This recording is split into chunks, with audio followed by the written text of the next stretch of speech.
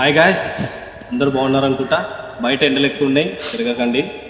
ఎందుకంటే ఒకవేళ తిరిగినా కూడా ఒక ఈవినింగ్ పూట అలా తిరగండి. ఆఫ్టర్నూన్ పర్లేదు, కానీ ఏమైనా మంచి ప్రికాషన్స్ తీసుకోండి. మజ్జిగ, లెమన్ ఇట్లాంటివి తీసుకోండి. And coming to the straight point, ఈరోజు మన ఇంటర్ రిజల్ట్స్ కమింగ్ జాతి రత్నాలారా.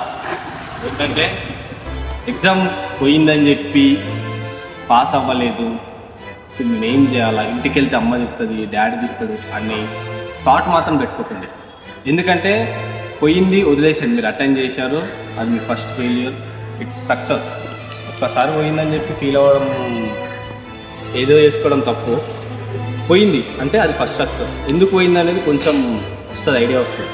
సో నేను చెప్పొచ్చేది ఏంటంటే, పిచ్చి పిచ్చి లెక్కలు పడకుండా అది పోతే వేరే జాబ్ చేసుకోండి, లేకపోతే ఇంకేదైనా చేసుకోండి, కానీ సూసైడ్ మాత్రం చేసుకోండి. ఎందుకు చెప్తున్నానంటే,